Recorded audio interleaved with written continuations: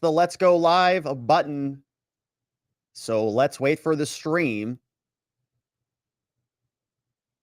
to fire up all across the fruited plain of the internet. Before we go ahead and get started, we got to make sure the tubes are connected. And it looks like we're almost there. Is it working? I think it is working. That's tremendous news. So let's go ahead and get started, shall we? Uh-oh. Did you see I just almost kicked the camera over? That would have been a big problem. All right, let's see here. Let's get situated now. I think we're ready. Let's do it. Hello, my friends, and welcome back to yet another episode of Watching the Watchers Live. My name is Robert Govea. I am a criminal defense attorney broadcasting from the Valley of the Sun, deep in downtown Phoenix, Arizona. And today, my friends, we are talking about FBI informants, confidential human sources, being informed. Of course, the big subject today is going to be Proud Boys trial, day 46. We've got about 230 something tweets from our friend Roger Parloff, and he has just been tweeting away in there. We were talking about this on Locals. We don't know what his thumbs look like. Sort of like Popeye bicep thumbs on his Twitter account. I mean, what the heck is going on over there? I don't know, but he's doing a great job. But we are going to do a quick update on what is happening with Donald Trump because there are some interesting developments. In fact, the grand jury looks like they're taking a pretty significant break and kicking this thing up into next month or something. We're going to go through that story. We have a quick clip from Trump's lawyer, Lindsey Halligan, who says that this case is basically done.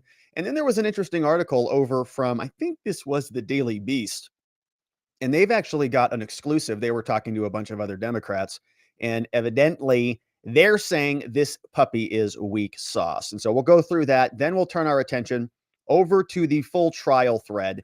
And before we get into any of it, let's make sure we give our quick shout out to our sponsors, our friends over at Field of Greens. And go to Field of Greens so you can get your good nutrients, your vitamins, your fruits and vegetables, and all the good things you need, because we are all sick of the ads for the weight loss pills, the fad diets. We've all been there and done that. We know what works consistently, and it is your greens. Eating healthy servings of fruits and vegetables every day. You do that, your body gets healthy. The weight would probably just start falling off. But I know vegetables, who's got time to prepare that every day? And fruits, it's a lot of work. But instead, you don't have to worry about it. Just go to fieldofgreens.com, grab your real organic superfood. It is a formula, very specific fruits and vegetables you're not going to find in any other blend, that will help you burn calories faster, lose weight the healthier way. You're going to look healthier. You're going to feel healthier. Your doctor's going to say, my goodness, whatever you're doing, keep it up. And so let's get you started. Go on over to fieldofgreens.com. Save 15% at checkout with code Robert. And if greens aren't your thing, there's a lot of other stuff there. Really good, healthy products for you to check out and incorporate into your daily lifestyle like I do. Fieldofgreens.com. Save 15% with code Robert when you check out. And so now, my friends, let's get right into it so we can attend to the business. The Trump grand jury seems to be breaking, or is broken. We're going to find out if they ultimately charge him, but it's not going to be anytime soon. Story is they're going away for about a month or so. And this is the detail over from our friends at Politico. They tell us a Manhattan Trump grand jury is going to be breaking for a month. Yeah, they're calling it a previously planned hiatus. Would push the indictment back for the former president. Now, this could be true. Maybe it was a planned hiatus. Maybe they thought he was actually going to be indicted back on Tuesday when Trump said he was going to be indicted on Tuesday. Maybe there was a speculation or even a self-surrender agreement that was being worked out, and they were trying to picture up dates. But then Robert Costello came in, gave that last-minute testimony, and took the whole thing off the rails. They're reporting that a Manhattan grand jury examining the alleged role in Trump's role in this hush money payment is going to be breaking for all the way up until the next month. They say this is largely due to a previously scheduled hiatus. This comes out from a person familiar with the proceedings. Not going to be hearing evidence in this case. The break would push any indictment of the former president all the way back to late April at the earliest. And although it is possible that the grand jury's schedule could change, they say in recent weeks, the Manhattan DA's office hasn't convened on certain days. It's his prerogative to ask the grand jury to reconvene if prosecutors want the panel to meet during previously planned breaks. So we'll see if he does that. They heard testimony on Monday, not meeting on Wednesday, expected to examine evidence tomorrow on a separate matter, but they're off all the way until the end of April. They say the following 2 weeks are set to be hiatus. It was already scheduled. Of course, they have declined to comment on that. So very surprising that it's just, evaporating all of a sudden. And there's more because they tell us that other Democrats in the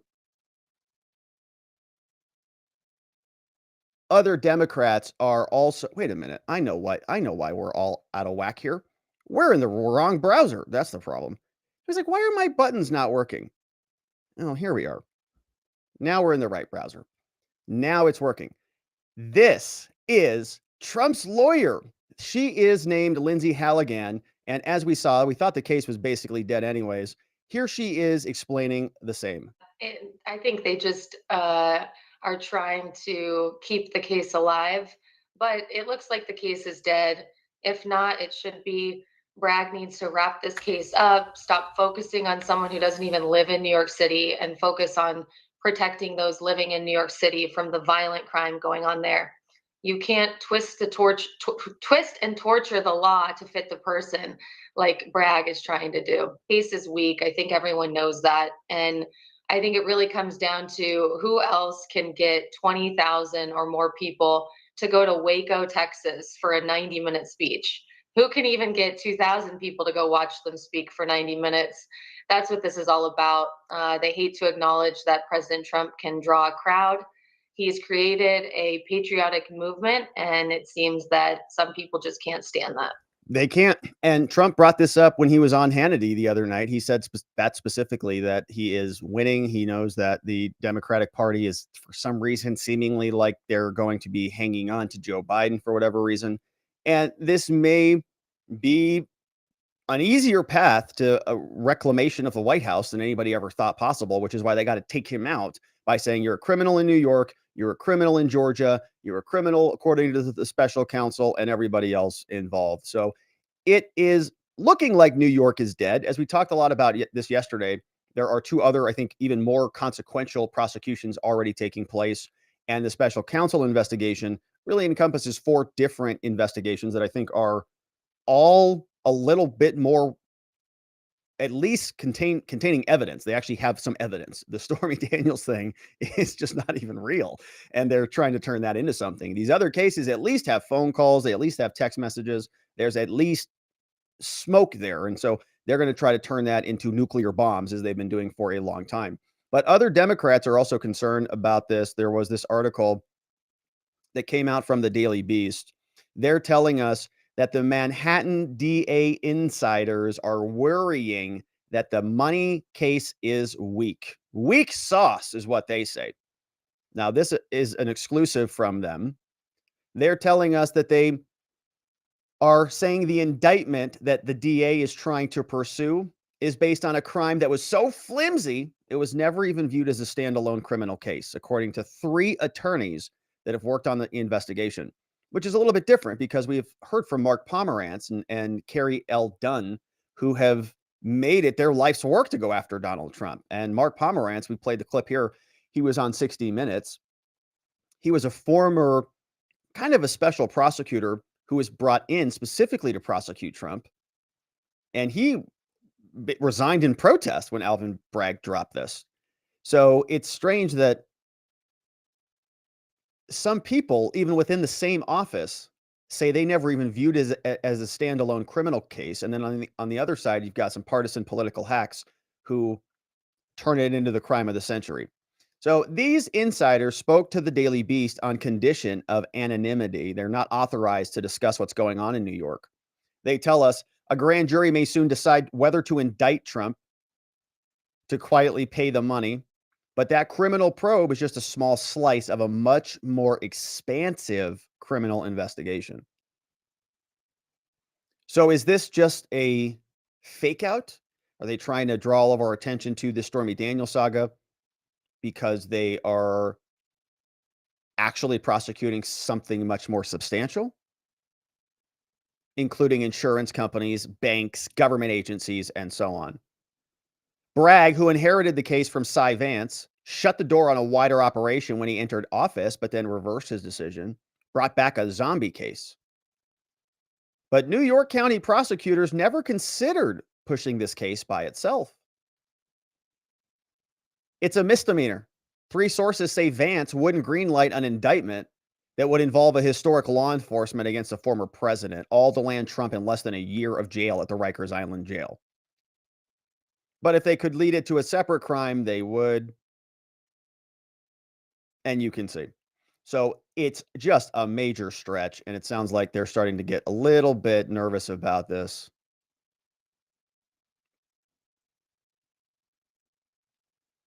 Says, I disagree with the people. This person said, I disagree with the people who say this is not important.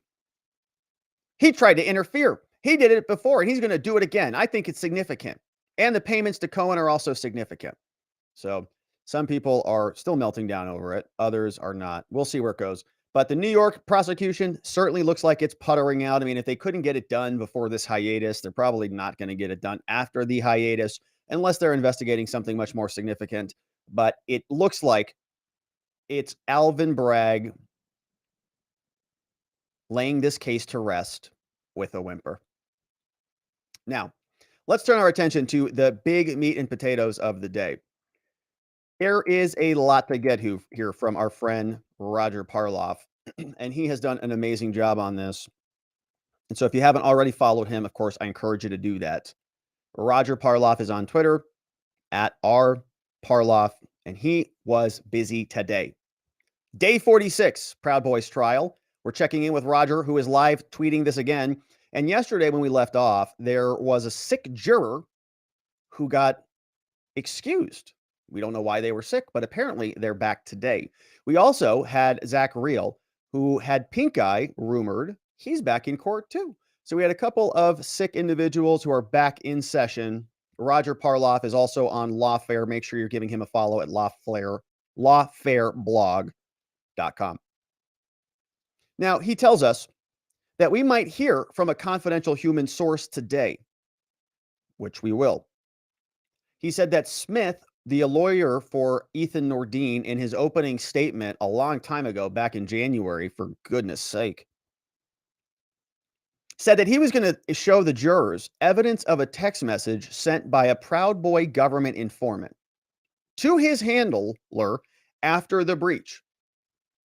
So we want to make good on that promise.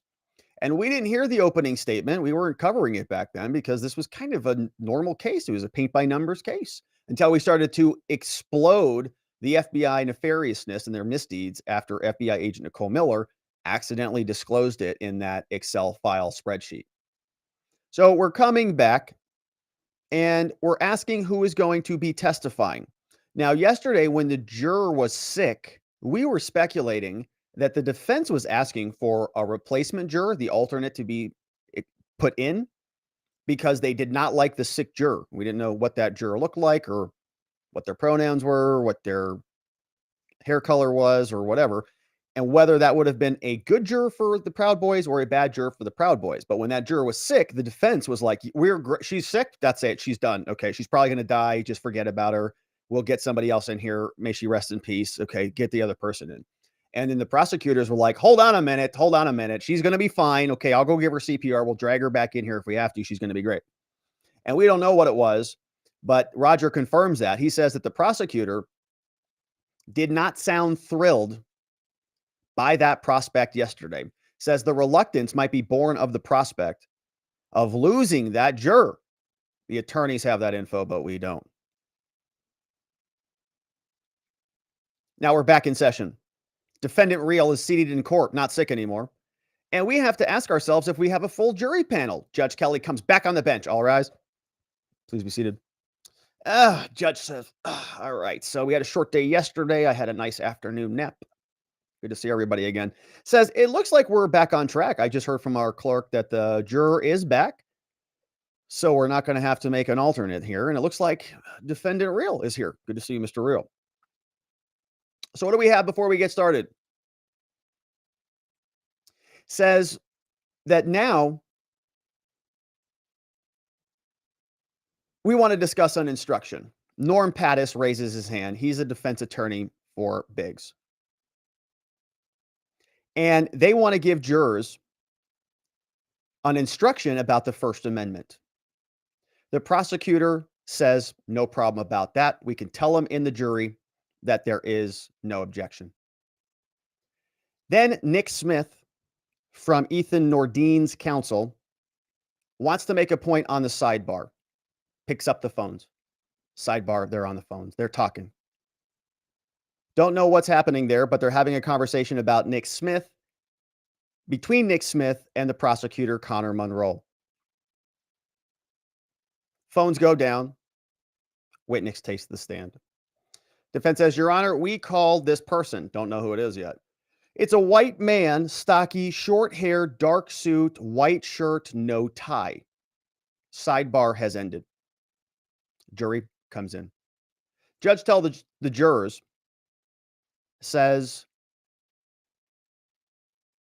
ladies and gentlemen, this is a witness for the defendant, Ethan Nordine. Remember, we've got 5 co-defendants. They've got various people that they are presenting, and we don't know who is whose witness and who's cross-examining what other person's witness, and there's a bunch of different arrows flying all over the place in the case. Nick Smith calls Aaron. Witness identifies himself as Aaron. Hello, Aaron. Hello. I want to ask you about when you joined the Proud Boys. When was that? He says, that was about the spring 2019. And you came to Washington, D.C. on January 6th? Yeah. And you had a reporting relationship with the FBI at that time? Is that right? A reporting relationship? He says, yeah, I was a confidential human source. So that is an interesting witness because this witness is a defense witness. They have called this person, but this person is also a confidential human source. So he's kind of not a real friendly witness. He's kind of somebody who worked for the government. Not kind of, did, as a confidential human source. There was an official reporting relationship then. So he's therefore the defense technically, but he was useful against the defense. And so we're trying to fit this guy in. Whose witness is he? Is he more sympathetic to the government? Is he more sympathetic to the defense? Are they calling him to say this was an informant and try to make him look bad? Or are they going to make him look good? What's going to happen? He tells them, I was a confidential human source. What does that mean when you're a confidential human source? He says, well, I had a relationship with primarily one FBI agent. You met with him regularly? Yeah, only him? Well, sometimes someone else would show up with him. And what would you call this person who was your primary agent? He says, we call him the, quote, handler agent. So he would handle you. He said, can you tell me about your relationship with your handler and January 6th? He says, sure. Well, I was asked by my handler if I was planning to go on January 6th, and I said yes. An agent asked me to see if I could locate someone in DC. He said that had nothing to do with the Proud Boys, though. And he was asking if we could say why they were there. My handler agent before January 6th, are you planning to go? If you're going, can you check into somebody else for us? Sure, happy to do that. Did your handler agent ask you to march with the Proud Boys? No, he didn't. Now, when you went to DC, was there an expectation that you would report back? He says, yeah. Yeah, if there was violence, they would have wanted me to report that back to them. Anything else they'd want you to report? Well, if there was an emergency situation, I mean, if I was there to protect myself, if I had to protect myself from physical harm, I wouldn't get in trouble if I did something like that. So you could do something problematic. You could break the law. He says, well, I could do little things. Like petty vandalism, like spray painting, stuff like that. If I was doing it in an act of self-preservation. So kind of like if you were doing it to fit in or something, you could do that. Yeah. Now, this authorization to do this petty vandalism and this spray painting, was that only related to Antifa? Yeah. So tell me when you got to Washington, D.C. I got there about January 5th. And what did you do there when you got there? Well, we didn't know specifics. We just kind of got there and we found out that we would try to meet up with other Proud Boys. We learned on January 6th to meet at the Washington Monument at about 10 a.m. He says, great. I want to show you this video clip. In the video, Aaron's on the camera. Aaron says on screen, he says, it was a large group of people milling about. At that point, I don't think anyone knew what was going on. We were just there at the meeting. What happens next? He says, well, we were waiting for someone to come along and tell us what to do. We were waiting for leadership at that time. Were you along the entire march from the Washington Monument to the Capitol? Yeah. Were you able to observe the leadership? Yeah. I want to jump forward in this video. Here in this video, I want to circle this group of people. Is this leadership? He says, yeah. And when you guys were marching, you were taking photos along the way? Yeah. Did you have any understanding as to the purpose of walking towards the Capitol? No. Did being seen involve opportunities to have photographs taken? Yeah. He says, well, we were going to have some pictures taken. We were going to be staying behind and ahead of the group, and then we were going to be listening. We were asked to stop. We didn't have an understanding of any other reason to be walking to the Capitol. We were just walking. What's happening in the video now? He says, well, now we're at the food trucks. And then they're after the food trucks. What's your group doing? He said, well, the group reformed up again cohesively. We walked back towards the Capitol and we were chanting. Well, how would you describe the scene? Typical food truck scene, guys standing around conversing. We were kind of deciding what to do. I was tired. My boots were new. I was taking ibuprofen. You know how it is. And nothing led you to believe at this point that the reason for being there was different from just taking photos, was it? You were just there taking pictures. No, nothing else at this point. Was there any reason to believe that you were getting ready to walk to the Capitol to invade the building? No. Defense attorney says, Aaron, was there any reason to believe that the Proud Boy crowd was marching to the Capitol in order to interfere with law enforcement or members of Congress?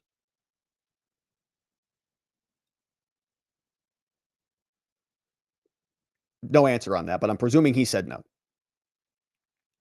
And you were interviewed by an agent after J6? Yeah. Was that in April of 2021? Yeah. I want to show you a transcript of that. You recognize this? Yeah. What's the date on this? April 5th, 2021.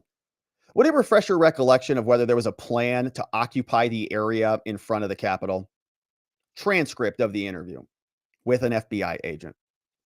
He says, yes, yeah, we were not going to occupy the area in front of the Capitol. So he reads the transcript. The transcript, he's talking to an FBI agent back in April, years ago. And, oh, yeah, I told him we were not going to occupy the area in front of the Capitol. Good. You said that 2 years ago. You're saying it again now. Thank you. So where did your group end up? Well, the group ended up on the left, right on the left of the Washington Monument on the right, off the gate and just to the side. You remember a roundabout where you were walking? Not off the top of my head. I think there was a water fountain not too far away. Do you have a personal relationship with my client, Ethan Nordine? No. Enrique Tario, another defendant? No. Joe Biggs? No. Zach Reel? No. Any member of the Ministry of Self-Defense? No. Are you in any Telegram chats relating to the Ministry of Self-Defense? No. Are Boots on the Ground chat? No. Are you in any Proud Boy Telegram chats? Well, it was in some Proud Boy chats. One was open to the general public. They were very generic, nothing to do with going to DC.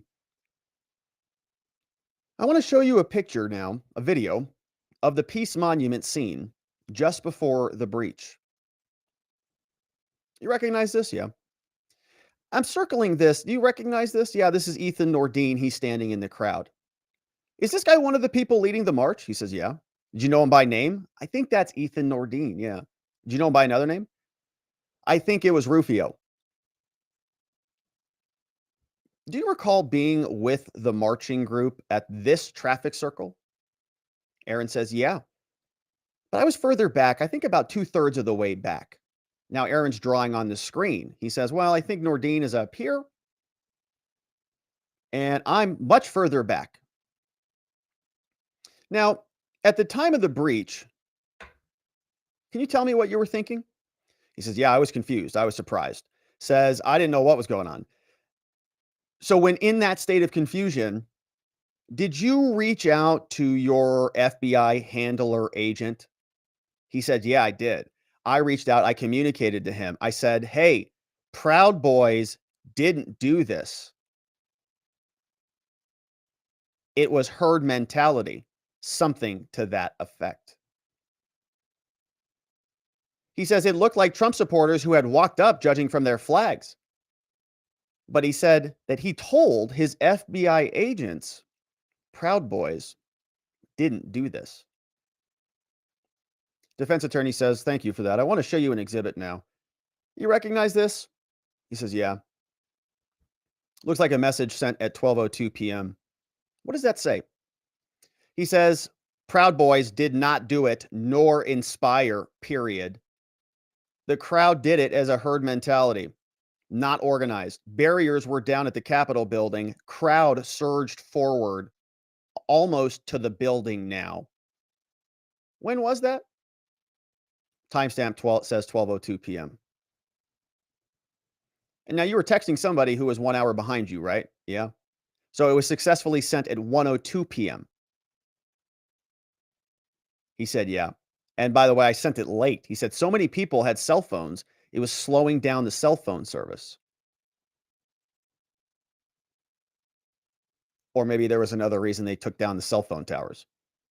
Trump drove by in his beast. That also took out the cell phone towers. But people were not able to communicate. But this individual, Aaron, FBI informant, told his FBI handler the day of, Proud Boys did not do it nor inspire it. Crowd did it. Barriers were down at the Capitol. Crowd surged forward.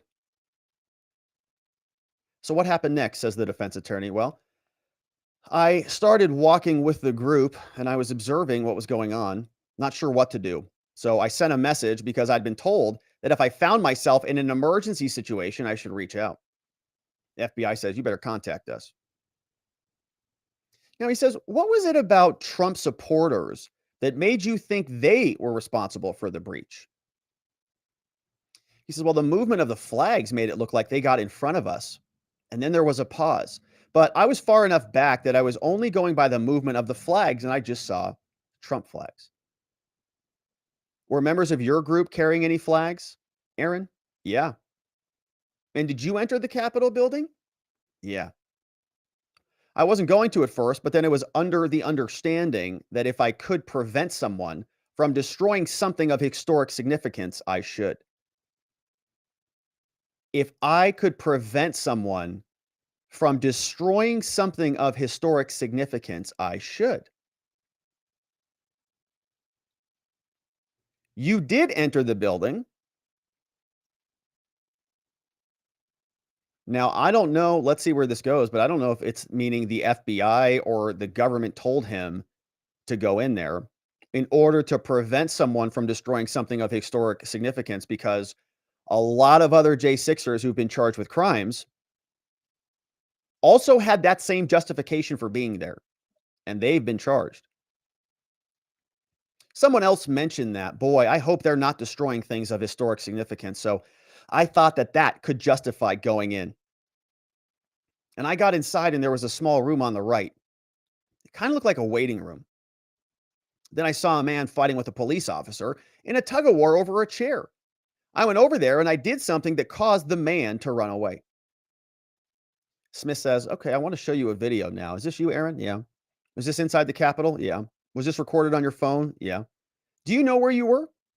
He says, yeah, I was down the stairs from where I placed my hands on the shoulders of the guy fighting the police. About 10 to 15 minutes after I entered the building, I'd guess that I was in the building a total of 20 minutes. So when you decided to go into the building, Was that part of an agreement with anyone in the Proud Boys? Did they tell you to do that? No. Did you have any interactions with a police officer while you were inside? He says, "Yeah, I did. While I was exiting, I was letting an officer know that as I walked by that we'd cleared out people from the downstairs area who'd been going against the cops and letting them know that areas were safe as we were exiting." I want to play this video for you. It's a body camera video, Officer Alioto's body camera. They're in the basement of the Capitol. Aaron is approaching the line officers, approaching line of officers to leave. He's got orange tape on his ski cap, wearing a tactical vest. Aaron says something like the following. He says to the police, "Proud Boys were able to get people to stand down against the police." Wow, that's nice. The Proud Boys FBI informant communicates to the police in the middle of January 6th that the Proud Boys were able to get people to stand down against the police. Kind of the opposite of what they're being charged for here. So, did you decide to leave, Aaron? Yeah, I didn't want to be there any longer than I had to. The situation was changing. Now, what was the FBI and their expectation of you when people were going over the barriers? What was your understanding at that point? He says, "Well, if I saw a crime committed and was asked about it, to truthfully respond. After I left the Capitol, I went back to Subways and then to our residence. I went home the next day." Now, something comes in about an agents wanted to talk to you about it, something about 10 days of getting home. He says, "Yeah, they wanted to talk to me pretty quickly." And did they want to talk to you a second time? He says, "Yeah, about April 2021, they wanted to talk to me again." How about another time, a third time after that? He says, "Yeah, they wanted to talk to me again, August 2021. FBI agents and a prosecutor or a lawyer of some kind, they wanted to come and talk to me." That's weird. They wanted to talk to him 3 times? Hmm. His informant. He's an informant with the FBI, don't know what his current relationship is. But they ask, "Now, you're not a member of the Proud Boy leadership, are you?" Correct. No further questions, Your Honor. Sidebar. They have a conversation about this. Carmen Hernandez is next up. She's representing Zachary Real, who is back in court, says the following. "Aaron, you don't know him, do you?" Pointing to Zachary Real. Correct. "You were in the Capitol about what, 20 minutes? Yeah. Now, you believe that if you did something minor, you wouldn't get in trouble, right?" "If it kept me safe. I was told to explicitly be okay with doing minor things." Oh, I'm sorry. "I wasn't told to explicitly be okay with doing minor things, only if it kept me safe. I wasn't told to be explicitly okay with doing minor things." "And when you entered the Capitol, you thought that was something minor?" Objection. Overruled. "No, I was thinking maybe I could prevent important things from being destroyed." No further questions. And I can imagine that Carmen Hernandez is going to hit that one hard in closing. Yeah, her client also was there, thinking that there would be no real repercussions for entering the Capitol, that it would be something minor, and that it would be justified, just like this was justified, if it could be preventing important things from being destroyed. And this witness also came out and communicated that the Proud Boys, on the day of this so called insurrection, were getting people to stand down against the police.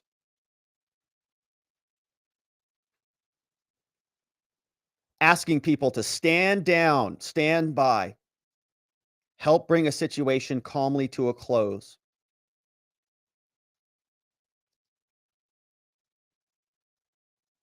And didn't get charged with anything. In fact, was there, probably getting paid by the FBI. We'll see. No further questions. Hernandez is done. 10-minute break, says the judge. Everybody goes, uses the bathroom, catches their breath, and we return. Judge Kelly's back on the bench. Defense attorney Nick Smith says, Your Honor, I would just want to lodge an objection here. There are chat messages that the prosecutor wants to use on cross-examination. They came up, they showed me that they want to use this list of stuff to go and hit Aaron on cross-examination because the direct exam is done. Defense says, I'm just seeing these right now. They didn't show me these yesterday. We told them that this was going to be our witness. They were supposed to show us these text messages during cross-examination.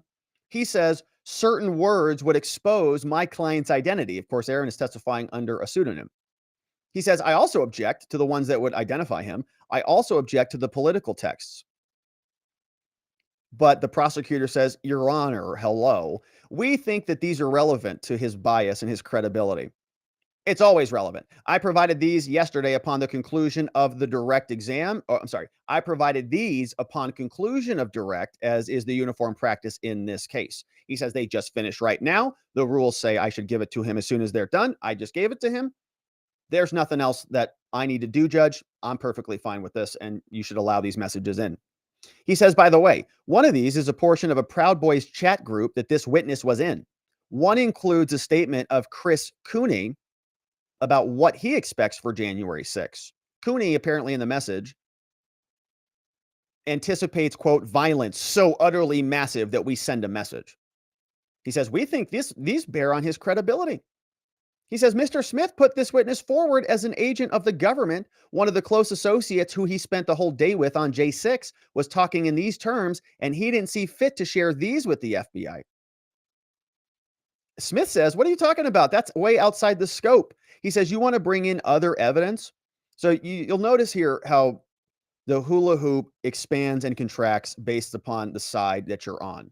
If you are a useful witness to the government, then you can sort of explore all the different tentacles and wherever they go. But if you're on the defendant side, you don't really get that much because they just decide it's not relevant. They give the benefit of the doubt to the FBI. You don't need to go explore Agent Nicole Miller or any of these other problems in the case because it's irrelevant. However, in other situations, it seems like the judge is finding them relevant. Says here, the judge is skeptical of Smith's position. He says, Your Honor, Smith, Your Honor, these are inflammatory remarks that not even the witness made, okay? Aaron is on the stand. He didn't say these things. Somebody else who was in a chat with him, who's not even on trial, somebody named Cooney, said some other bad things. And the government, only because they have the confidential human source in, and he was in a group with another bad person, or another bad, message that they want to get included as evidence, they say that hula hoop should be expanded to cover that. Defense says these are way too inflammatory. And these are also on the theory that maybe he saw them. He should have told the FBI. He had no obligation to do that, I'm guessing is what his argument was. The judge says, yeah, but he was a part of these group chats, these chat groups, and they're within days of January 6th. So the judge is just wanting to get these in. He says, this is going to get kinetic quick. He says his whole testimony was, I was surprised. Someone he was closely associated with was saying it was going to get kinetic, and he said that I got surprised, and he shouldn't have been surprised because somebody else in the chat said this is going to get kinetic. And so I want to impeach him with that statement saying I was surprised. He shouldn't have been surprised. And the prosecutor wants to get in more external evidence to make this case look worse. The defense says, Your Honor, if the witness says he didn't see it, then he can't be impeached with it. Judge says, yeah, but putting aside whether he saw the statement, he testified. He said, I was surprised by what happened. So I don't see how this doesn't. Defense says, Your Honor, the chat is about Antifa, not about the Capitol.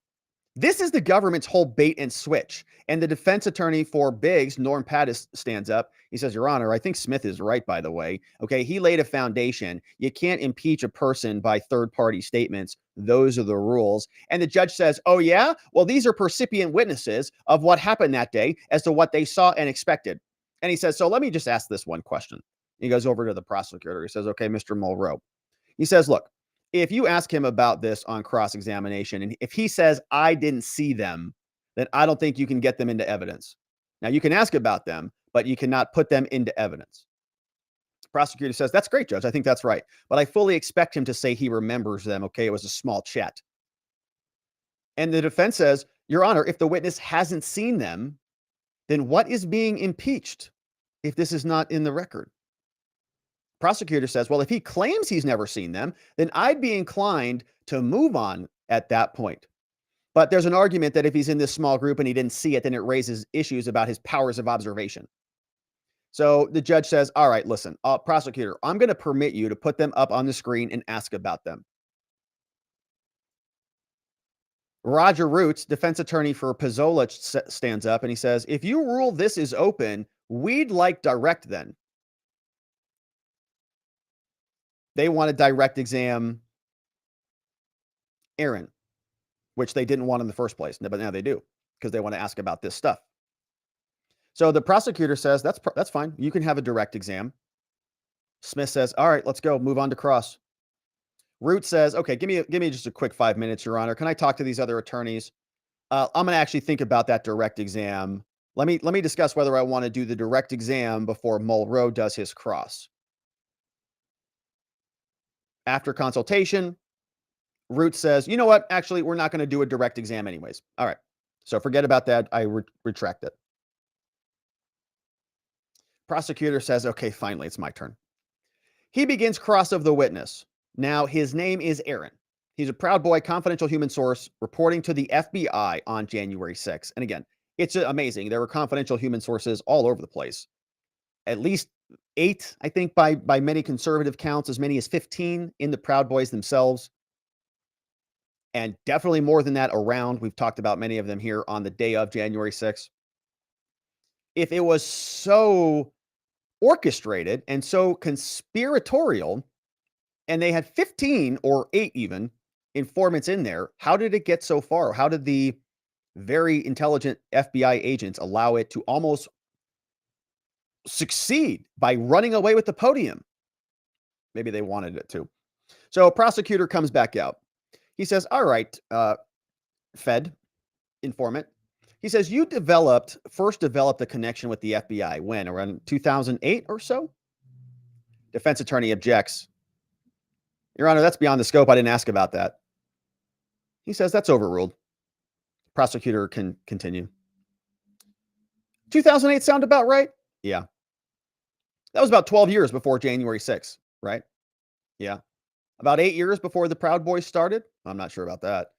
Now, within the FBI, there's an official term for people who provide info. Is it called CHS? Is that right? Yeah. But that's not a term that you'd have used? Right. And it's not a full-time job, is it? Correct. And it did not define your identity as a human being? Correct. This is a DC prosecutor, by the way. So they're very into identity. So you know that Jen Lowe was upset that she got identified as a CHS. She said, I can't believe they're calling me a rat. I can't believe they're calling me a Fed. I can't believe how polarized this country has become. She didn't identify as a Fed. I get it now. And the prosecutor is being clear with him. He doesn't identify as a Fed rat either, just like Jen Lowe doesn't either. Very inclusive. They're free to make their decisions. It did define your identity? No, it didn't. I definitely didn't feel like one. Okay. So even though the FBI considered you as a source, you had a whole personal life that the FBI didn't know about or didn't care about. He says, well, I had multiple lives. You joined the Proud Boys in 2019. Is that true? Yeah. Now, what drew you was, you said, a channel of energy. Is that right? He said, yeah. And a libertarian leaning, not as extreme as other people I'd known over the years. So you'd say you had some affinity for the group's views. Is that true? Yeah, partially. And part of what drew you in was the history of fighting Antifa?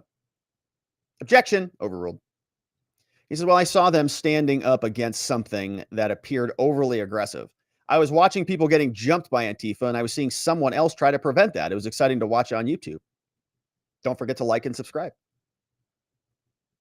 He says, so when you were there, part of the Proud Boys, one of the things you'd talk about would be standing up to physical force. Is that true?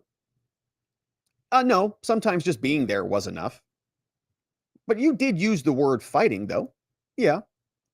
And when you joined the Proud Boys, that was not something the FBI directed you to do. True?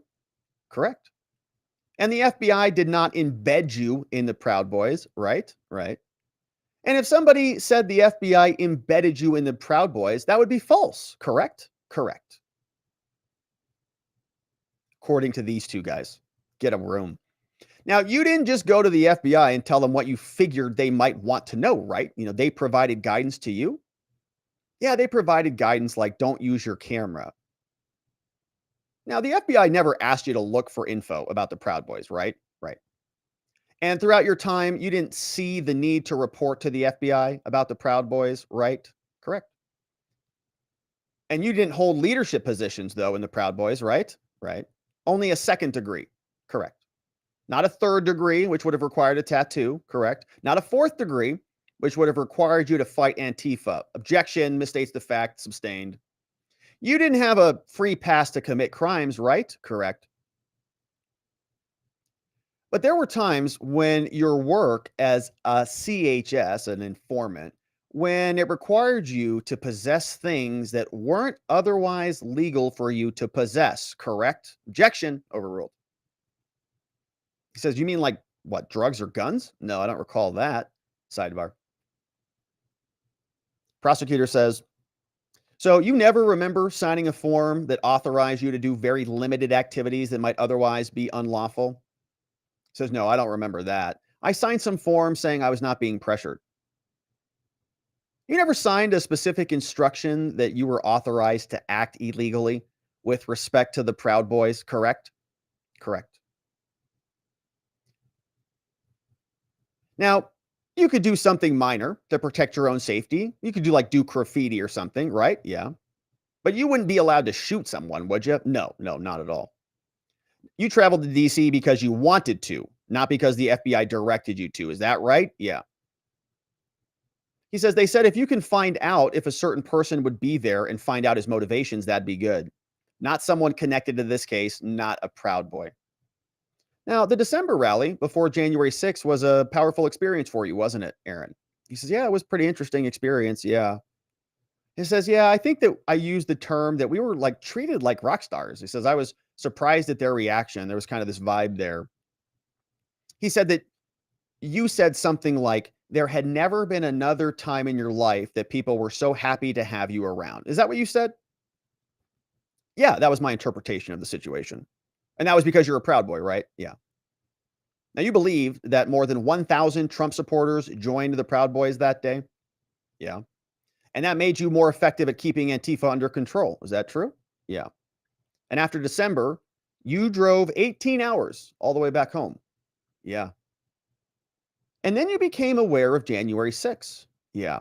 He says, yeah, at first, our chapter was not thinking about attending. Our chapter's leadership didn't condone it, but some are going anyway. And there were reports that Antifa would infiltrate the crowd dressed up like Trump supporters. You don't say. So your chapter put together guidelines. Is that true? Yeah. And they said that conflict was almost certain. Yeah. And that if you get in trouble, that's on you, right? And the chapter's not going to help you. Right. And you don't remember concerns from chapter leadership about all the aggression on the prior rally in December? He says, well, I recall one guy who was thinking he'd become a fourth degree, but was told no, okay, just fighting is not enough. You've got to have sacrificed. Was told that we had to remain defensive.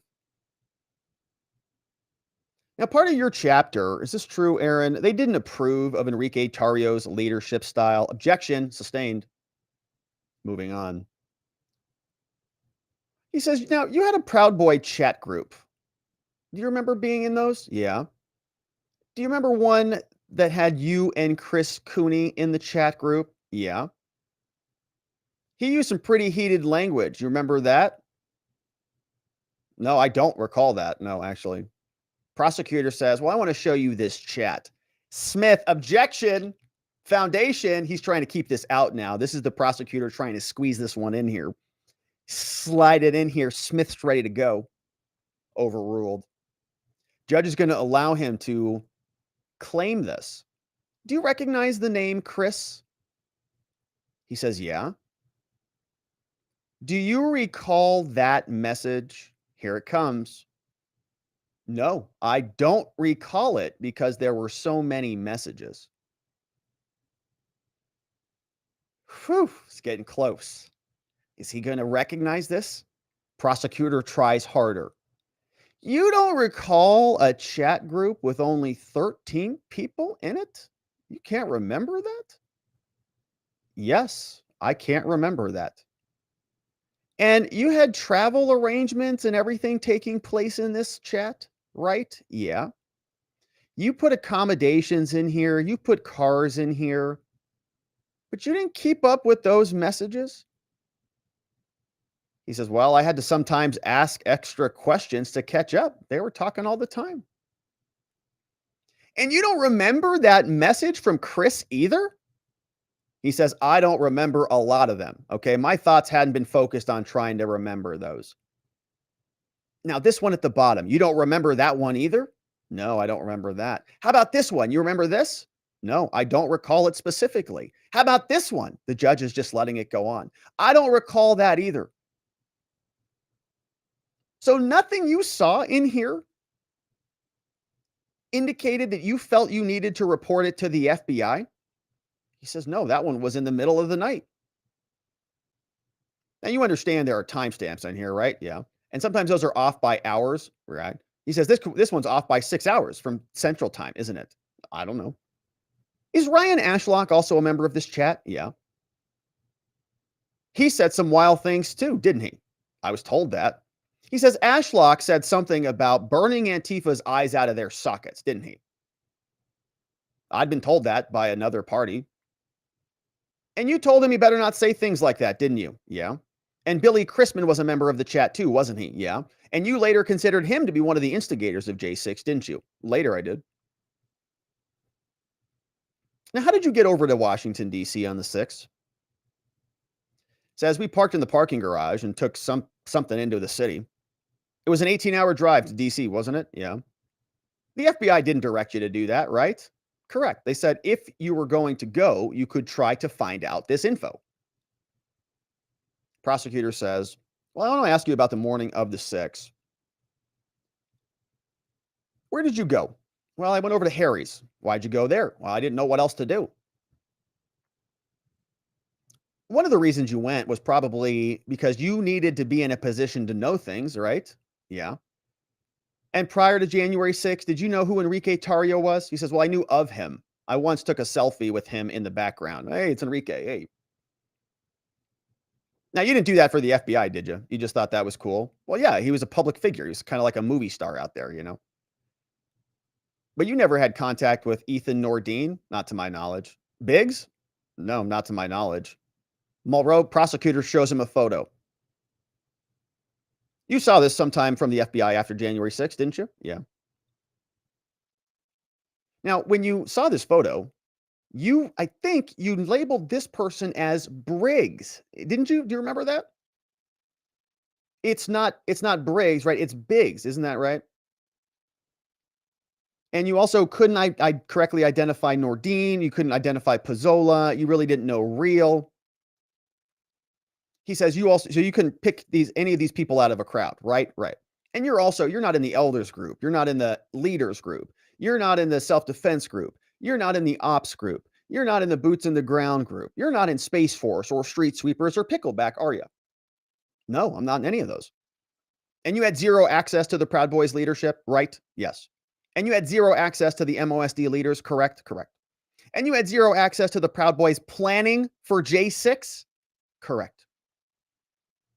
Prosecutor says, now, do you remember reaching out to your local chapter president from Harry's? And that person told you to go to the Washington Monument? Yeah. He says, you never saw this message though, right? It's a message about not wearing colors. Prosecutor says, you were there. And when you got to the Washington Monument, at that time, did it become clear that Rufio Nordine was in charge? He says leadership wasn't communicating much to you, was it? Right. And you just followed everybody around from place to place, right? Yeah. And you were surprised that they were walking you so much as walking around? Yeah. You wondered how they expected you to fight Antifa later after all this marching, didn't you? Yeah. While you guys were marching, did the word revolution come to mind? Aaron says, well, I did worry about that because Trump supporters were so angry. There were a few people that came by and were screaming at cops. Prosecutor says on January 4th, you used the phrase color revolution in the chat. You remember that? What do you mean by that? He says, yeah, well, hopefully something like that didn't happen after watching the spring revolution in Egypt, maybe, and the orange revolution in Ukraine. He says maybe something like that would happen. So 2 days, the prosecutor says, 2 days before J6, then, guys in your chat, they were also talking about the National Guard, right? Yeah. You said it would be funny if National Guard turned on the left and it would be a color revolution. You remember that? Yeah, I do. I was joking. Like, what if something like that did happen? Like the farthest thing possible. Okay. Prosecutor says, I want to show you this picture. Do you see a guy with a camo suit and a baseball bat in his hand? Yeah. You recognize him? Yeah. He approached you on January 6th, didn't he? Yeah. What did he say to you? He said, are you a militia? He was all alone. He wanted to know if he could walk with us. Prosecutor says, and what did you tell him when he asked if he could walk with you? He said, yeah, I could. I told him that he could hang for a bit, but thought that he wouldn't be allowed to march. Prosecutor now shows an excerpt of a montage video. He says, now, did you know about a brother and sister from Arizona who joined up with the Proud Boys? Somebody walks up, taps him on the shoulder. Can we march with you? Defense attorney asks for a sidebar and gets it. Now, Roger chimes in here and he tells us that the defense attorney has been objecting continuously all along. He's been just outraged. Outrage, right? Disbelief and contained outrage throughout this entire inquisition. Irrelevant, beyond the scope, 403, lack of foundation, just riddling the transcripts with objections. Judge doesn't care. Overruled, overruled, overruled, overruled. Prosecutor, whatever you get, you're good to go. Exploring all of this stuff, which was not even asked on direct exam. Where does this even come from? We're talking about Billy Christman and more marches and all over the, like, it's almost like they're prosecuting this guy now. Let's listen. Prosecutor continues. Do you remember if Billy Cressman consulted with Ethan Nordine about whether a brother and sister could march with you? No, I don't know. Well, I want to show you this transcript. What does this say? He says that's a reference to when we'd walk around to the other side of the Capitol building, at which point a group approached. And we were told that they had to stand in the back and they couldn't stand in the ranks. Prosecutor asks, but there was a guy with fatigues on. He had a helmet. He had a baseball bat. He was allowed to march with the group, wasn't he? Says, I don't remember seeing him again. I did run into him in the building later, but I didn't remember him then. Prosecutor says, now I want to show you how Aaron was dressed. He's wearing a zip tie, handcuffs. He's got a tactical vest. He says, Aaron, tell me about your outfit. He says, well, I was given those at a food truck. He said, another Proud Boy gave me some aspirin, ibuprofen. What were these? He says, well, I thought it was like a unique memento or something. They're now talking about the food trucks. They're talking about the clip of the march. Prosecutor is asking about other people who were there. Somebody had an axe in their hand. Number of people from Arizona. Aaron is IDing all of these people. So there's a bunch of other people there. Ryan Ashlock, Chris Cooney, Billy Cressman. None of these people are being charged, but they're all being discussed here. Prosecutor says, so you were all in this group together and you marched up to the Peace Monument. And shortly after that, you went back past the barriers. As you said, you were 2/3 or 3/4 of the way back, right? Yeah. And you told the FBI that you were more than 100 people back when the breach occurred, right? Yeah. Playing the video. So this person filming this is pretty close to the crowd. Yeah. And where are you back now? He says, maybe about 20 people back. This is Zachary Reel's videos. And he said, we're watching you, watching you. And now we see you, right? Yes. And you were chanting? Yes. You hear that voice? You hear that voice that says, F 'em, storm the Capitol. Who was that? He says, well, I just heard that voice now. We know from FBI agent Nicole that that was Zach Rail's voice. Prosecutor says, and we now see you on the screen, don't we? Yeah. And the video plays forward. And this video is Billy Cressman, very close to the front ranks, and he's breaching the barrier, isn't he? That's him at the front scrambling over the snow fencing? Yeah. You see those officers running away? Yeah. You see yourself following right behind? Yeah. Now, following after those officers who were running away, right? You're following after them? No, no, not after the officers. He says hundreds of people were coming behind you, weren't they? Yeah. They're all screaming, fight for Trump, fight for Trump. The prosecutor, every time the prosecutor can play a video and walk through it, they're going to do that. So this is just really, devastating for the defense that this just continues to happen over and over and over again. It's just, you see it enough, it's going to reprogram your brain, and it doesn't really matter what you're listening to here. It just matters what you see. So the prosecutor wants to show this over and over and over again, and they're getting it in. I'm imagining the defense attorney is just out, objection, objection. Again, judge, it's totally irrelevant. My clients are not even in this video, and they're outraged about it. But this is the government. This is DC. We know how this trial's been going. So they continue. That's you on the right side marching towards the Capitol? Yeah. And you turned back and you saw all those people? Yeah. Continue playing the video. You're walking with some purpose, aren't you? Looks like you know where you're going. He says, well, I wouldn't say with purpose. I mean, I was feeling tired. That vest is pretty heavy. Having all those Proud Boys with you made you feel pretty powerful, huh? Just like in December, kind of like Batman out there, didn't it? No. Now we're near the terrace of the Capitol and we're approaching the fence. You see this? Yeah. Do you see people throwing barricades aside? Yeah. Prosecutor points out William Pepe. Do you recognize this guy? No, I actually don't know who he is. Here's another shot of him removing barricades. He says, what were you thinking then? He says, well, why were you there? People were under the impression that Antifa would be infiltrating, and so we wouldn't actually get hurt by each other. They passed around tape at that thing. A lot of guys put tape on. They fast forward. They say, and you're right up there at the front still, right? You're at the front of this pack. He says, yeah, at the moment there. And Billy Cressman is waving people forward, isn't he? Yeah. And you thought the Proud Boys weren't the ones inspiring, right? He says, well, I sent that text earlier in the day.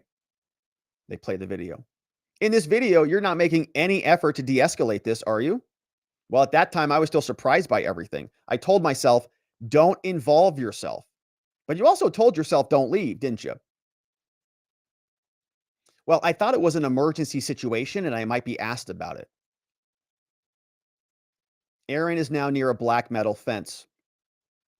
Ask him a question. Objection overruled. Aaron, you were right up there, right? Almost against the fence. He says, yeah, I was there. I did retreat later. And when you were up there, you were surrounded by other Proud Boys? Yes, he says. And other Trump supporters. Says, that's Rufio up there, isn't he? I don't recall him being there at the time. But you recognize him? Objection overruled, of course. Yeah, I recognize him. Now, you're right near the guy with Biggs, aren't you? Yeah. And you mentioned that you understood the FBI was going to want to know about this, right? Yeah. At that point, I was under that assumption.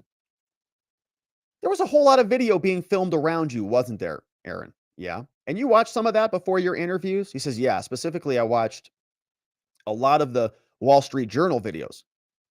And you had plenty of time to think about videos that might have you in them before your FBI interview, correct? You were watching this? He says, yeah, yeah. And you wanted to make sure you didn't incriminate yourself? He says, I wanted to make sure I was accurate. Okay. I answered what questions my FBI agent had for me. And you volunteered to the FBI that you might have grabbed that fence. Do you remember saying that? He says it was a different fence that was gray, not the black fence. You told the FBI you grabbed the fence, but you were trying to put it back up. You remember that?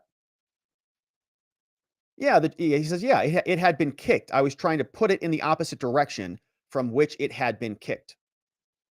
Oh, really? Plays the video. You see here in this video that you were not making any effort to de-escalate the crowd. Would you agree? He says, I was thinking surely it was not going to go past this point, right? At this moment, he's on the video. It doesn't look probably good. I don't think it's going to get worse than this. But that's you pumping your fist in the air, isn't it? Yeah, at that point, it was almost like a circus before it got serious. Kind of exciting, wasn't it? He says, it was funny. Yeah. Now that's you at the bottom of the screen. You're still up right near the metal fence. Yeah. That fence came down eventually, didn't it? Yeah. Plays the video forward. We watch the crowd pass through. Is that you helping a lady up the stairs? He says, yeah, I didn't want her to get stepped on. You hear everyone around you chanting, whose streets? Our streets. Whose streets? Our streets. You hear that? Yeah. That's a Proud Boys chant, isn't it? He says, yeah, a lot of people use that. A collection of Trump supporters and other groups, they all say that.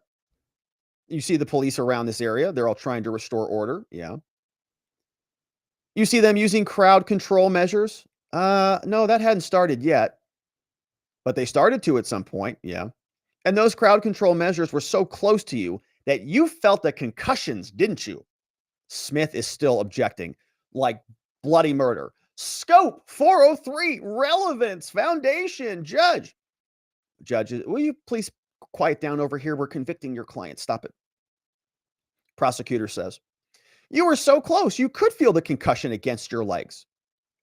He says, well, when they started using crowd control measures, they started firing a device that projected them over the crowd into the middle area, and it would cause people to part in the middle. He says, yeah, I was able to feel the concussion. And you knew police were trying to get people to leave? Yeah. And you knew that people trying to stop what was going on inside? Well, I can't recall that. You knew that people were shouting to stop the vote? I don't recall that. You texted that to the FBI. He says, you said it right here, didn't you? Yeah. You knew this was going to look very bad for you, didn't you? No, I don't recall having that thought.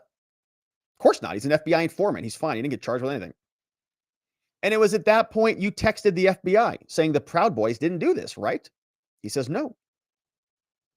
He says that message was received by the FBI at 12:02 Central Time, right? Objection, misstates, overruled.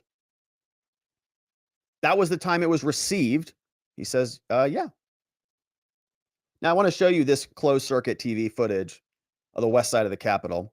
12:46, the very first rioters are beginning to arrive. 12:58, they've spread out along the black metal fence. Crowd breaks through. 12:58.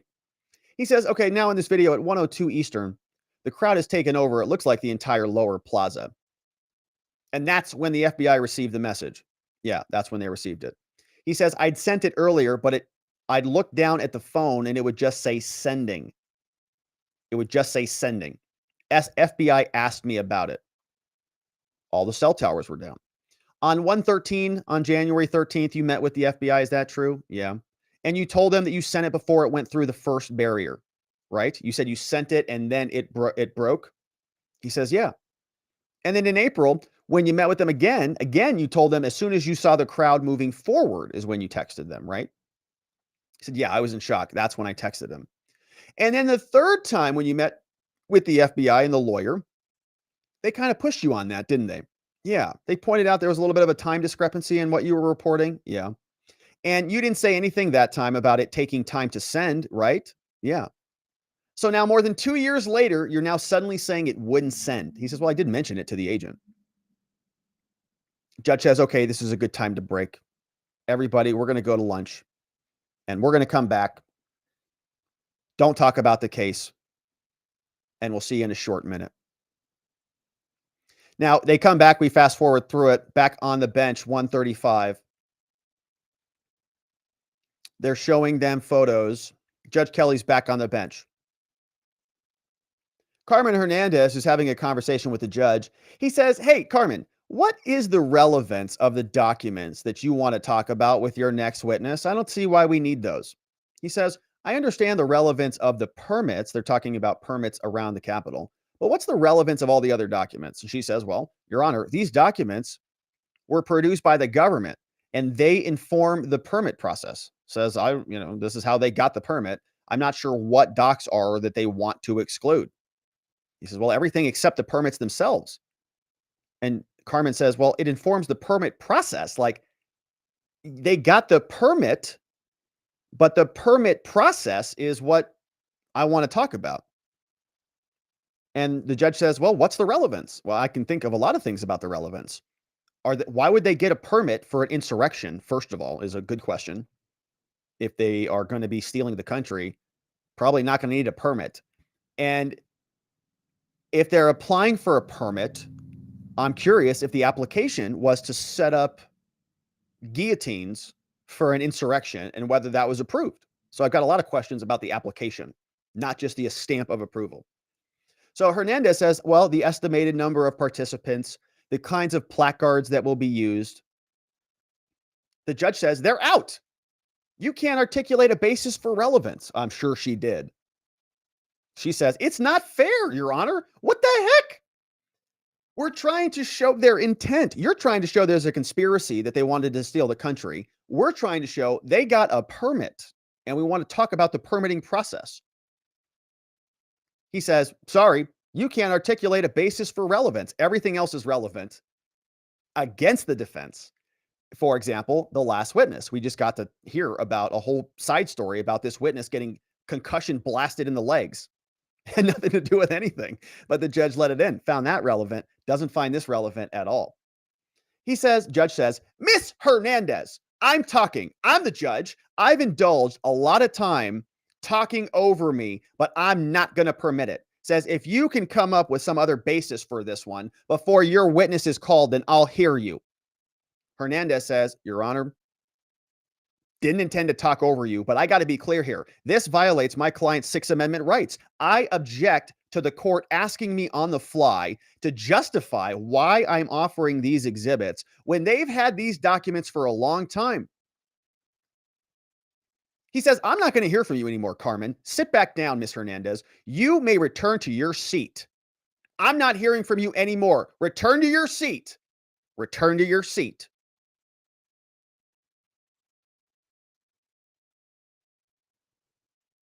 Shout out to Carmen Hernandez, defense attorney, for fighting for her clients and doing it in the face of a court like this. Judge now asks for a sidebar. Not bringing in the jury or the witness. Prosecutor says, Your Honor, now bringing in the jury and the witness. We're back in session. Prosecutor starts the cross-examination again. Aaron.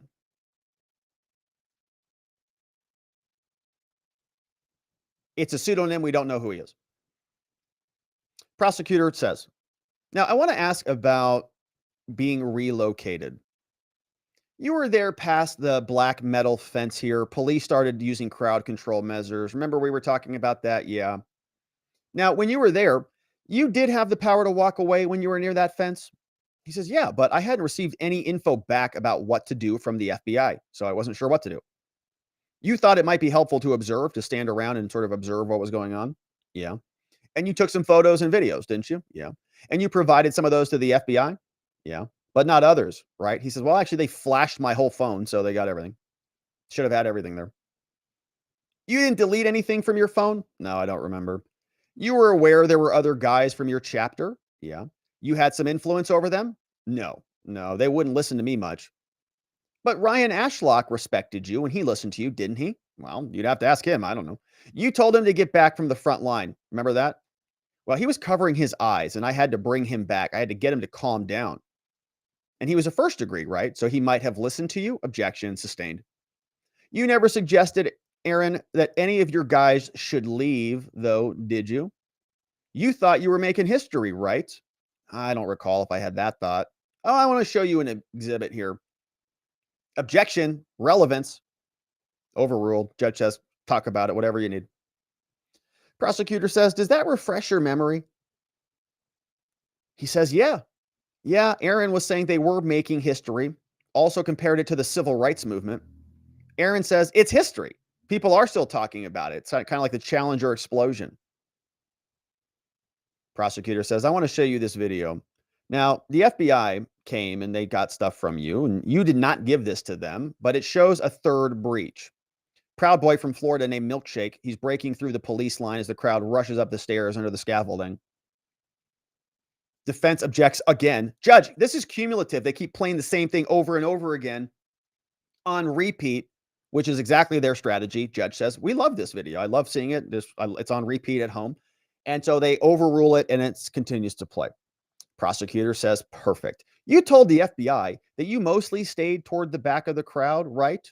Well, back and left during most of the flashbanging. That video showed people pushing up those stairs, right? He says, yeah, there was a lot of pressure from the crowd. And that's Cooney with the helmet. Yeah. And that's you standing right next to him close to the scaffolding, right? Yeah. And that scaffolding is where the crowd is pushing through. You see that? Yeah. And while you were out there, you saw Chris Cooney pass a fire extinguisher to someone. You see that? Objection. Defense is screaming. Scope, relevance, 403. More harmful than it is helpful. More prejudicial than it is probative. Sidebar. Judge sustains that one. Fire extinguishers not coming in. Good Lord. Finally, the defense catches a break. Wonder if the prosecutor was going to say that was the fire extinguisher that killed Brian Sicknick, which is not true. Prosecutor says, okay, we'll leave the fire extinguisher out. Judge says, we're not going to talk fire extinguishers here. Now, there came a time when you went up those stairs. Is that true? Yeah. He says, I paused a moment at the top. I was trying to observe the scene. You were near Billy Cressman, though, weren't you? No, I don't recall that. You recall hearing what Billy Cressman said? Objection. 403, Your Honor is already ruled. Sidebar. There came a time when you decided to go in the building. Remember that, Aaron? Yeah. You knew that was wrong, though, right? Well, I thought it would be acceptable if it was to prevent worse acts from happening inside. You knew it was illegal, and that's why you hesitated, though, isn't it? No. He says no. No. And you tried to give Chris Cooney an excuse, didn't you? Objection sustained. You and Chris went in together, right? Yeah. And you knew it broke the law. He says, I did not receive authorization before going in. And later, you gave the FBI a justification, right? Yeah. And your justification to them, not them to you, was that you knew there was a lot of valuable artwork in there and you might be able to rescue the antiquities from the rioters, right? He says, I think it was Louis Cologne who said that I hope they're not destroying historical antiquities. I assume that stuff might be in there. We might be able to stop people from destroying it. Now, you saw, says the prosecutor, you saw some people being forced from the building at that time, right? Yeah. And you understood there were far more rioters than officers, right? Yeah. And you understood that you'd make that disparity even worse if you were there. He says, no, actually, not by acting disrespectfully. I wasn't going to cause the problem. Plays a video. Now, you saw yourself and Chris walk up the Upper West Terrace shortly before you went inside, right? Yeah, it was a little while before we went inside. There's apparently a line of riot police facing off on the terrace. Smith, objection, objection, relevance, objection, cumulative, objection, waste of time. Judge says, I love it. We're going to do this all day. Sorry, Smith, sit back down. You can go sit in the corner with Carmen. Prosecutor continues, the officers have gas masks on? Yeah. They have batons? Yeah. The crowd is chanting, you're on the wrong side. Do you hear that? Yeah. Now, you and Chris walked right past those officers, didn't you? Yeah. And you decided that what would help was if you and Chris entered the building?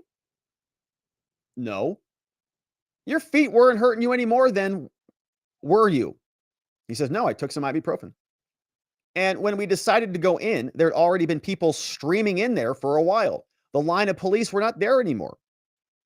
But you told the FBI that day in the text that you entered about 30 minutes after the breach, right? And that was false, wasn't it? No, I'm not sure. Well, I want to show you video. Defense objecting. Scope, relevance, 403, sidebar. They come back. Prosecutor moves to a message. You see this message. It says, we entered the building 30 minutes after the breach. Did you send that to the FBI? Looks like I did. Now I want to show you video footage. Looks like a board comes through and you are there coming through the door at 2:25. Do you see that timestamp? So that's about 12 minutes and not 30 minutes, isn't it? Yeah. I see that you're filming there with your phone, aren't you? Yeah. And you didn't give that to the FBI, did you? Don't recall that. So the FBI asked you if doors were forced open and you told them that they were just opened, right? He says, yeah, that's how they were. And you didn't see fit to mention windows were smashed out beside the door? Well, I didn't think about that. Now, I want to show you something you said earlier. You said previously in your testimony that police were, quote, fleeing. You remember that? Yeah. The crowd that vastly outnumbered them was causing people to flee. Yes. That crowd was a crowd that you were a part of, wasn't it? Yeah. And there were times when officers would move away and the crowd would follow them, right? Yeah. Now, here's a video of officers trying to shut an interior gate to stop rioters from descending from the ceiling. One rioter puts a chair and an ashtray under it to stop it. Gates start ascending. Rioters throw the chair in the ashtray. Prosecutor says, now there's a guy in the goggles, is a guy you picked up and marched with all day, right? He's the guy who came up to you? Yeah. And that's you in this video? Yeah. And this CCTV video has no sound, does it? Right. But you could hear things on that day, right? Yeah. Defense objection, cumulative, 403, scope, once again overruled. Prosecutor continues. There's a guy here on the far side of this video. He's sliding furniture. Do you see that? Yeah. Police are trying to push down that gate. Yeah. And you'd agree with me that the police wanted that gate closed. Objection overruled. He says, yeah, I wasn't considering that when I put my hand on that man's shoulder. Objection overruled. But the gates would have kept the officers safer. Would you agree with that? He says, I see the police wanted it down. Now, I want to focus your attention on the left side of the screen, Aaron. You and Chris moved the chair aside and you put a larger podium in the path of the gate. Do you see that? He says, I was being instructed to do that. Oh, by the FBI? No, by Chris. The gate was already blocked at that time. Did the FBI tell you to put that podium under the gate? No. So you and another Proud Boy put that podium under the gate, right? Yeah.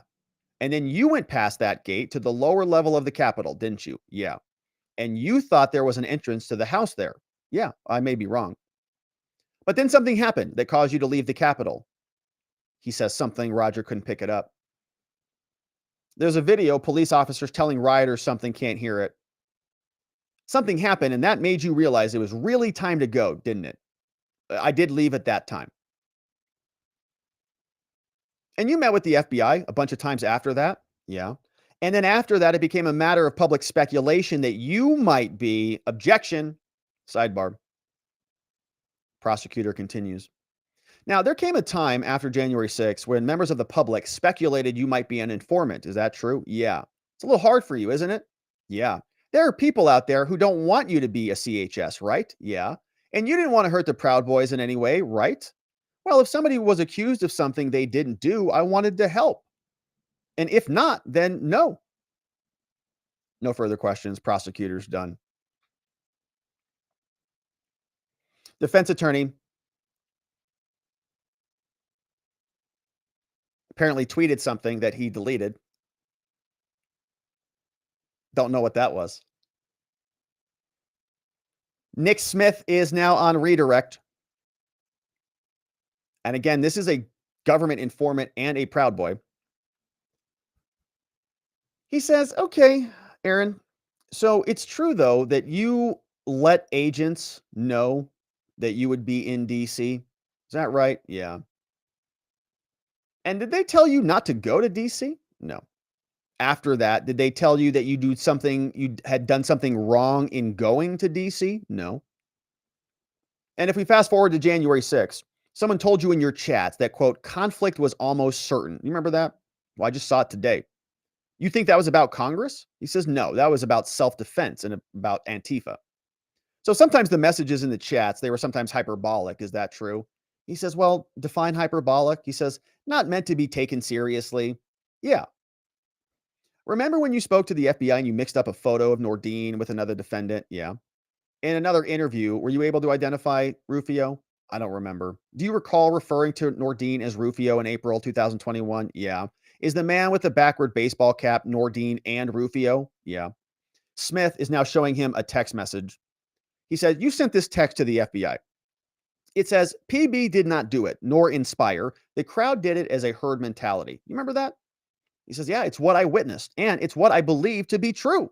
I may have misunderstood the situation, but I believed it at the time.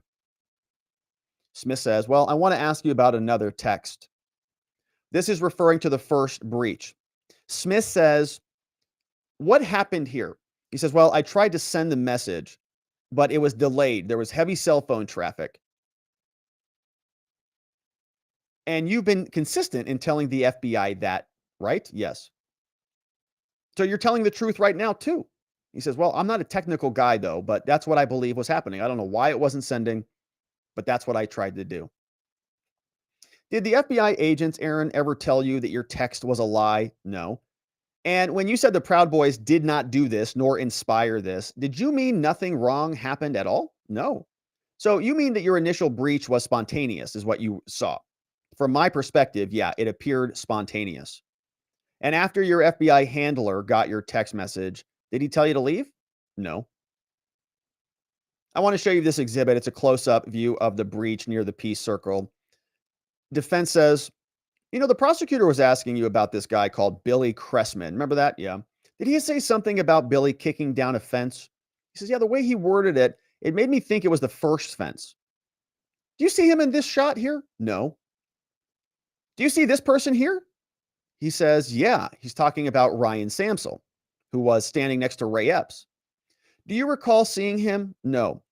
Are these people here pulling defense found, objection foundation sidebar? Roger fills us in. He says, Aaron has testified he was not near this. He was 100 people back. Mulrow is saying Aaron should not be asked about what he couldn't see at the time because he said he was too far back. Judge looks like he's going to allow it. Says, do you see Billy Cressman among any of these individuals? No. Do you see these individuals pulling the fence down? Yeah. Do you recognize any of them as being on the march with you? No. Now, do you see Billy Cressman among any of these individuals? No. And the prosecutor was asking you about Cressman interacting with Nordine, right? Yeah. Did you observe Nordine giving Cressman any directions? No, I don't recall that. Did you hear what Cressman said to Nordine? No. He said, I think I was led to believe that Nordine said it was okay to have other people walk with us. Defense says, well, at one point, the prosecutor suggested that you did not tell anyone to leave the premises, correct? Yeah. There's another video. Did you hear yourself say at the end, quote, let's go? Yes.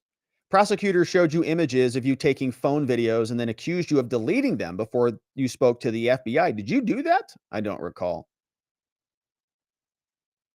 Defense says, should you have helped prop open the sliding metal protective door? He says, well, in hindsight, no. Police were trying to lower it. I shouldn't have helped with that. Did you send that text message because you had sympathy for the defendants, the Proud Boys? He says, no. I thought at that time it was the Trump supporters coming from the rally that had taken the barrier down, not the Proud Boys. Defense says, so you did tell the FBI about broken windows near the Senate doors, didn't you? He says, I thought I did. I want to show you this transcript. You recognize this? He says, yeah, I mentioned exiting out of a window. So did you feel the need to hide that from the FBI? He says, no, that's the direction officers were guiding us, out the window. Prosecutor also asked you about a man in fatigues with a baseball bat. He asked if he could join us, and I said yes. Did you ever see Nordine giving him directions? No. Would it have even been possible for leaders of that group to make and exhibit complete control? Who was in and out of the marching group? He says, well, that might have been better off to do. He says, were you able to observe? Were you able to see and hear what leaders of the group were doing? He says, yeah, for the most part. And that's your basis for saying you don't think that's the purpose was to invade the Capitol? Yeah. And that's why you don't think the purpose was to interfere with the police? Yeah. That's why I was concerned. We walked till we were tired. I assumed we'd be done marching and deal with Antifa later defensively. That's all. Smith says no further questions. They have a sidebar. Judge Kelly says we're going to take a break now. 10 minutes. Jurors, don't talk about the case. Attorneys, sit around and stick it out for a minute. Judge says, okay, listen here, attorneys. Now, I encourage you lawyers to talk to each other about this during the break. Sounds like some of the defendants want to ask additional questions in light of something that Smith brought out on redirect. He says, you guys deal with it. I'm going on break. They come back 10 minutes later. Judge Kelly's back on the bench. hops on the phone with the lawyers. Finish on the sidebar. The judge comes back and says, all right, well, here's where we left it. The question is, what on cross-examination of Aaron has opened up this issue for another defendant to redirect? We've got co-defendants. Some of them are doing direct. Some of them can cross the same witness who's a defense witness. Carmen says, I directed. It's fairly short. He showed videos on cross. They're trying to figure out the sequence. Roger Roots, defense attorney for Pizzola, says, I want to ask about two little things. Very easy, Judge. He says it's easy. It's when Mulrow, the prosecutor, he said, the FBI pushed you hard about the timing of the text. I want to ask if there were threats or promises of payments. That's what I want to ask the judge. He said, He says the other question is that Pizzola was seen in a picture. I want to ask about who the scariest guy in the picture is. The point is, it's you. It's an FBI informant who got that guy into the march. The judge says, well, but that's not the testimony. He said Geishwin asked if he could join the march. And Pattis says, well, I recall Smith asking in redirect if Nordine took any affirmative steps to include him in the march. I want to ask the same thing. Prosecutor says, Your Honor, the appropriate question on when new counsel can get up is when there was something particular to their client. What we've heard from Roots doesn't have anything to do with Pizzola. I'm concerned with this exercise of every defense counsel. The judge says, yeah, Mr. Roots, your client was inserted into cross with that photo. So let's bring him out and ask the questions about the photo. Carmen says, Your Honor, I've got Miss Reel, Zachary Reel. She's sitting here with her baby. Father's been in custody for a nonviolent offense for the last 2 years. Judge says, okay, look, given where we are on the day, you can let Miss Reel and her baby go. Hernandez says, okay, well, thank you for that. Well, with respect to the sergeant, we had another witness coming up today. He says, I had prepared a direct based on the assumption I'd be able to use all my documents, the permit and the application for the permit, and you're not letting me use the permit application. And the judge says, Carmen, I don't want to burn time with the jury waiting. You'll have to demonstrate relevance. I already told this previously. She says, Your Honor, the application form itself talks about the First Amendment. She's trying again. The judge says, I'm not going to hear you right now. And she says, oh, I misunderstood. I thought you did want to hear it right now. Then we'll talk about it later. Bring in the jurors. Carmen Hernandez is up now doing a redirect of Aaron. Says the following. All right, FBI informant Aaron. You still didn't recognize my client, Zachary Reel, in any additional videos that you just saw. Did you recognize him? Did you see Reel knocking over fences or throwing things at police officers? No. No further questions. Roger Roots stands up. He shows this photo down here. Government Exhibit 499A. It says, you remember looking at this photo? Yeah. You agree with me that this guy, Geishwin over here, is the scariest guy in the picture? Objection sustained. In your opinion, who is the scariest looking guy? Objection sustained. He says, so it was you, an FBI informant, who got him into the Proud Boy March, right? Objection misstates. It was you, through you, that he was able to get into the march, right? He says, good question. Well, he didn't listen very well about staying back. Once we met up with the other Proud Boys, Roger Roots is done. Now the judge says, okay, I want to pause for a quick minute and give the jurors an instruction about Fernando Alonso's testimony, which was yesterday, the day before yesterday. He says, a reminder, everybody, about the First Amendment, that you have First Amendment protections, and stating that Alonso's discussions of violence are admissible only as to Alonso's state of mind. Okay, so if any of these other witnesses are saying things that sound violent, you can't attribute that violent to these defendants. You can only use that to go to his state of mind. You can't misattribute it to the defendants. We'll see, if the jurors can bifurcate those two things, we'll see. So Carmen Hernandez is now up. Judge educates us all about that, and we get our next witness. Seventh witness, Carmen Hernandez for Zach Reel says, Your Honor, the defense calls Blaine Endale. She's a woman, U.S. Capitol Police officer. Blaine, how long have you been a U.S. Capitol Police officer? She says, well, since 2003. What kind of work do you do? I focus mostly on special events. How long have you been doing that? For a long time. What rank do you have? I'm a sergeant. And how long have you been with that division? I've been with that section since 2017. What do you do there? Well, I oversee special event requests. What does that mean? Well, I take things that come in and I vet them and I process them. And do other people help you with these activities? Yeah. I supervise a number of people.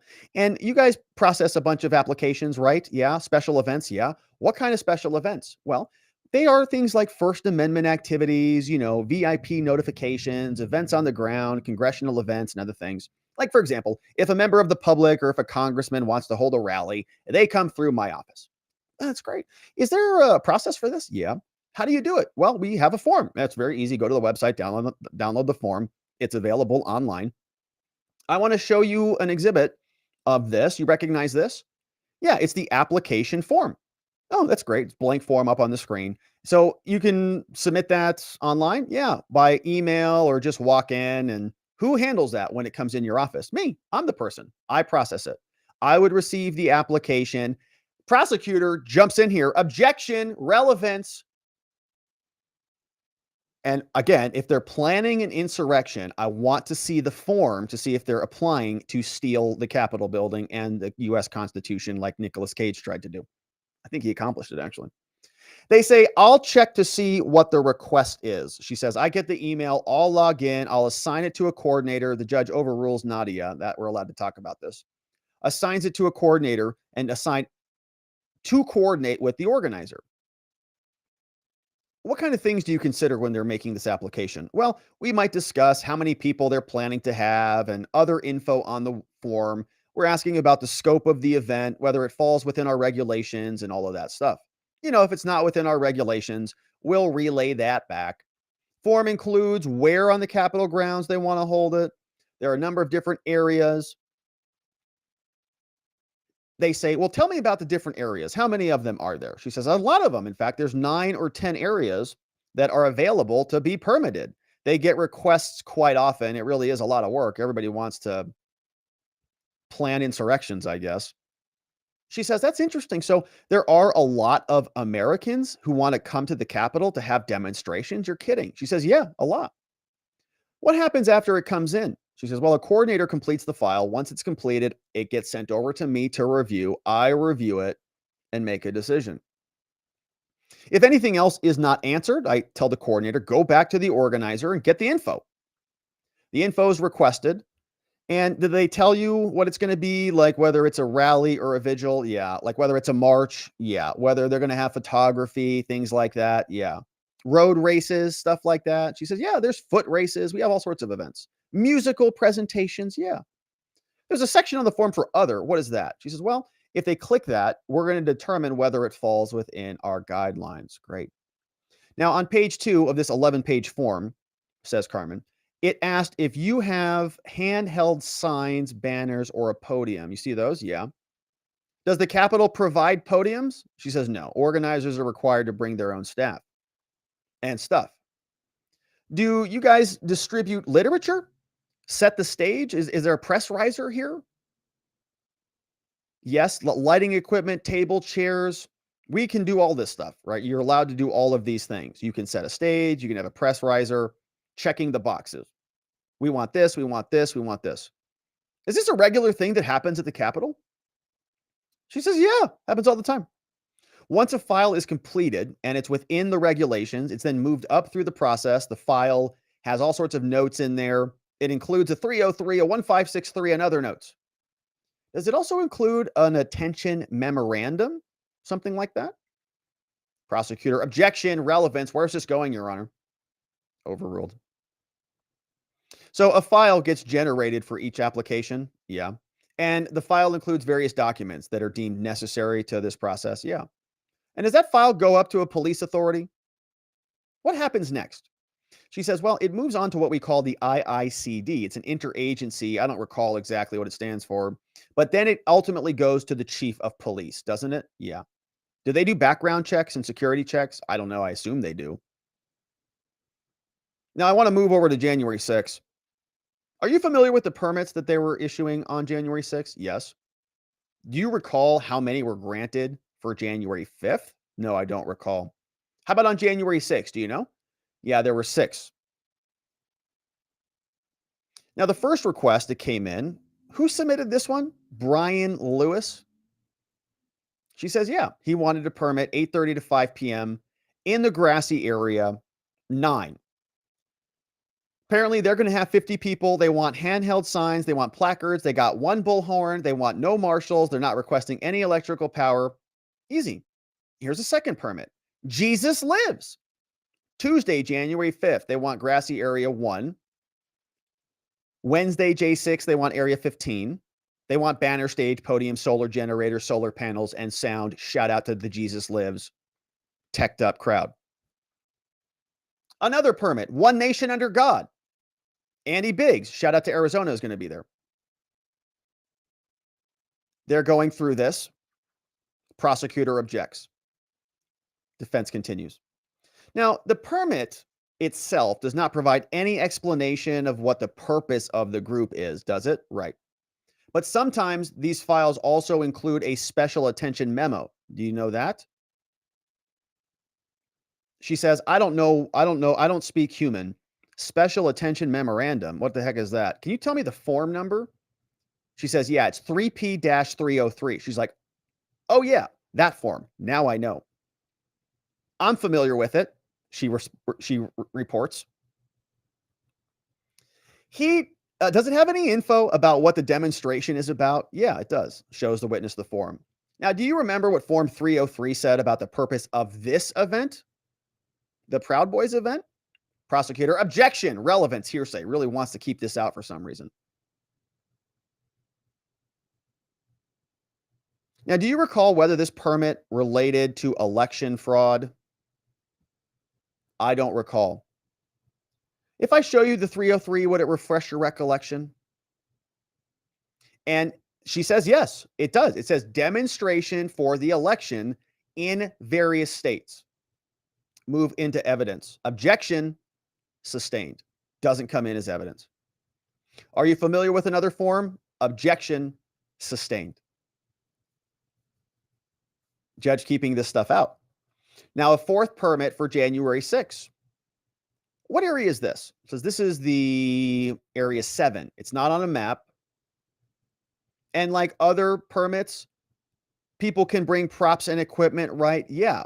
People like screws and generators and metal bike racks, right? Yes. We have another permit now. Women for a Great America, 50 Days of Blessings. Now, they were authorized to bring different props, weren't they? Yeah. What did they bring? Batteries, Bluetooth speakers, etc. No further questions, Your Honor. Carmen Hernandez finishes. Roger Roots, defense attorney for Pizzola, stands up to do the direct exam as well. And says, officer, were these events capped in, she's an officer from the Capitol Hill Police. Were these events capped in terms of attendance? Yes. 50 per location or 50 per event. Is there any enforcement for that? You guys check the total numbers? She says, well, they're advised of that when they coordinate with us, and so we tell them. Are there any penalties if like 51 people show up there? Well, there could be. In your experience, do these event organizers have good ways of tracking attendance? Sometimes, yeah. How? Like with turnstiles or something?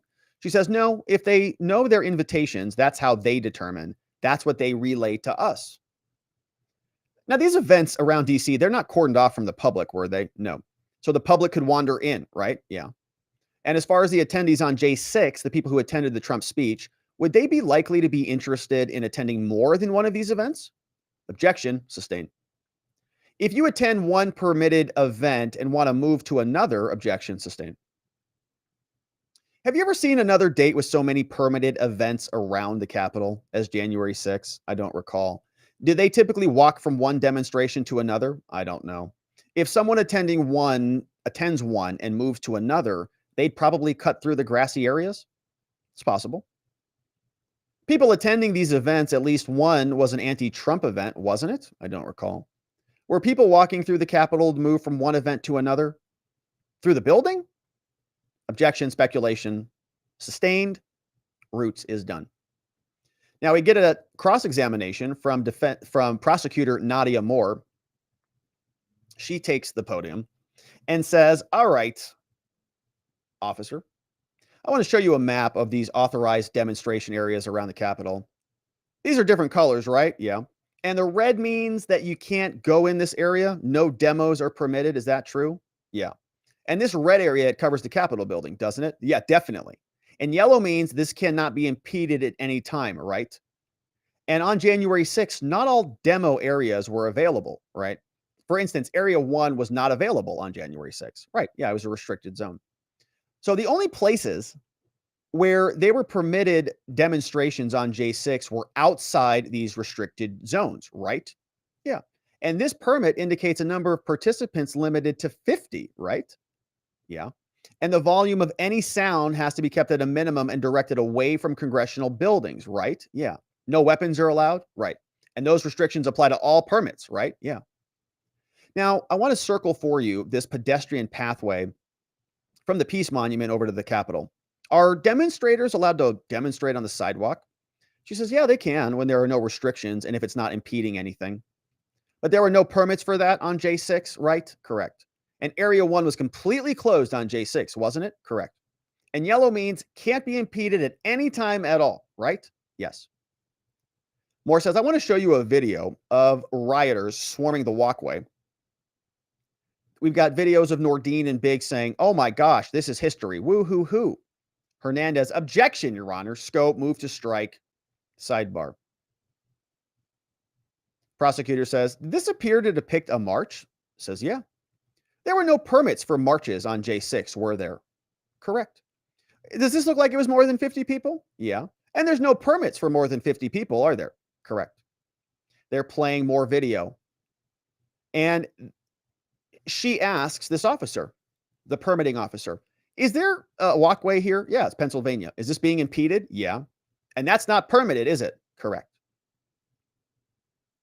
Prosecutor shows a video of the Lower West Plaza. Objection, beyond the scope. Judge says, no, no, no, no. Let it in. Perfect. Let it in.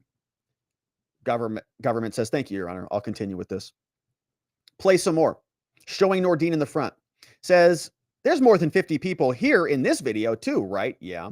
Wouldn't have been allowed even if there had been a permit, right? Yeah. And this area is also impeded, isn't it? Yeah. Now they're showing this one on the west front. Was there a permit for this? Objection. Judge overrules. This was an Upper West Terrace, and demos are never permitted there. It says, officer, is breaking Capitol property ever a permitted demonstration activity? Objection, sustained.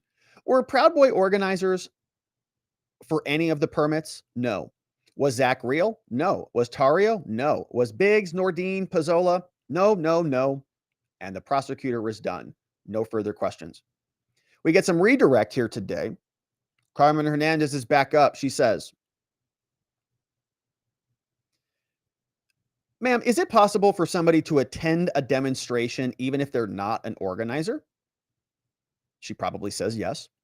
An event may be organized for 50 people, but a lot of people may join who are not tied to the organizer, right? Objection, sustained. Carmen says, officer, I asked for an interview with you. I wanted to talk to you before this case started, and you declined. Is that true? I did. So this is a defense witness who's being called by the defense, who is a government employee, who is declining to even meet with the defense, and who is here essentially testifying because they've got nobody else, and they're trying to show movement and permitting. Let's see what she says. Did you meet with the prosecutors, though, before you testified? Yeah, I did for a brief moment. And there were many more demonstrations scheduled for J6 in and around DC, weren't there? I don't know.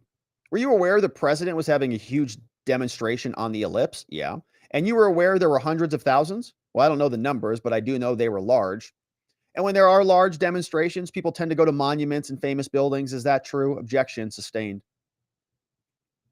If people were coming from the rally to the Capitol, they would have come from the direction of videos you were shown, correct? Well, if it's coming from the west, then yes. And people are not supposed to impede, but people can walk in those areas, right? Yeah. And if you have large numbers of people walking in yellow areas, you can walk in yellow areas, right? She says, well, they are. There were many other demonstrations scheduled around the Capitol on the 6th, right? Objection asked and answered. She says, well, I know there were other events. The only thing I know is what was on the Capitol grounds. Do you have access to info from the Capitol Police Intelligence Branch? Objection, scope. Guessing she does not. Was one of the rallies scheduled, was that from Brian Lewis? Yeah. And the purpose of that rally was to urge Congress to do something with the election? Objection, overruled. She says, well, if that's what the thing says. Now Judge Kelly is asking for a sidebar. He says, are we about done here? Moore says, we're probably about done. Judge says, okay, well, we're going to call it for a day. Judge is excusing the jury. We don't know whether Hernandez is done and if the witness is done. The attorneys stick around for a little bit. The judge says, okay, we've got childcare issues for one of the jurors. I was hoping to get through the witness. Maybe we can work out a stipulation, finish up this witness without recalling her. Can we be done with her? Or are we done here? And says, we may get back to her tomorrow. Otherwise, I'm not sure. He says, I know we've got 2 witnesses scheduled for tomorrow. Is there a third? Carmen Hernandez says, well, I've got 2 more. We've got Jeff Finley. We've got Miss Reel. We're going to hear from Zach Reel's wife. I'd like to put Miss Finley on first, Jeff Finley, then Henry McGill or Mr. Gouffre, and then Mrs. Reel. I'm not sure of that order. But Carmen says, also, Your Honor, I just want to make it clear. It's very unfair of the government to object after I've prepared an examination based on records I thought would come in. She's still protesting the unfairness of keeping out her permit backup records and claims the judge is more lenient with the government than the defense. She says, Your Honor, from this end, it does not look like there's fair play in this courtroom. Shout out to Carmen Hernandez. Judge says, I don't care. Sorry you feel that way. Have a great night. See you all tomorrow at 9 a.m. Get the hell out of my courtroom. Goodbye. And that, my friends, is the end of trial. Day 46. Ultra shout out to Roger Parloff, who made this possible. He is over at rparloff on Twitter. 257 tweets from Roger. And the judge is just moving the train down the tracks. See you all tomorrow. Doesn't care if the defense attorneys are happy with him, as long as this thing doesn't go askew. And of course, we'll continue to cover it. That was day 46. We'll be back to cover day 47 tomorrow. I hope you join us. Thank you for subscribing. Thank you for sharing this with your friends and your family, inviting them to come and watch this nonsense. And we'll look forward to seeing you on the next one. All right, my friends. That is it for us on the day. We are, of course, going over to our debrief, our after party with our friends at watchingthewatchers.locals.com and our members on YouTube. But before we jump over there, let's see what you have to say in the house from our friends on YouTube, our friends over on Rumble. We're very appreciative of your support. And the first one, whoa, a big one came in from our friend Tim Talks Finance. Wow. That's over from Tim Talks Finance. No question, just a big fat super chat. Thank you very much, Tim Talks Finance. Looks like you might have a nice YouTube channel of a nice individual called Tim Talking Finance. So shout out to Tim Talks Finance. I certainly encourage you to go check that out. I will do that after this show because I need to learn me some more finance. And Tim sounds like he talks a lot of finance. Thank you, Tim. Zulu is here. Also says, do we know whether anyone waived their right to a speedy trial, which happens all the time? It does happen all the time. It's a very common occurrence. I'm sure they did. I'm sure many of them did. So the way this works is you can waive portions of time. So think of time as sort of like chunks of time. And so if the government needs an extension, then they can say, we need a continuance. The defense can object, and the judge can decide whether to include that continuance against the government's clock. Or the judge can say, no, it's exceptional circumstances. This is January 6th. There's all sorts of discovery delays that are justified, and these exceptional circumstances justify a waiver of the time, even if the defense objects. So I'm guessing that both things have happened in many of these J6 cases. I know for a fact that defense attorneys would have asked for more time because it's necessary. And I guarantee you the prosecutions also asked for more time. The bigger issue that I'm curious about would be discovery delays, really, and whether we'll know more, Zulu. Once the dust settles on these things, we're going to really see what's going on here. There's going to be a lot more to this in terms of how, in other words, I'd like to know how many exceptional circumstances, continuances the judge granted in the J6 cases that were adverse to the J6 defendants relative to other non-J6 cases. That's what I'd like to know. And we'll see what that looks like. Now, Tim Talks Finance is also in the house. Thank you for another one, Tim. Woods Precision's Arms is here. Says, that's what I keep saying. The defense should just rest. If the prosecutor can bring whatever evidence they want in during the cross and not be within the scope, the defense own witnesses hurt them. How do I send WPAT shirt to you? Oh, well, I have an address that I can send you. I don't remember it off the top of my head, but I'll send it. I'll post it somewhere. And I'll update it on the website. I still haven't done that. But yes, I have an address. I have an address that you can send stuff. And thank you for thinking of that, Woods Precision Arms. I appreciate you.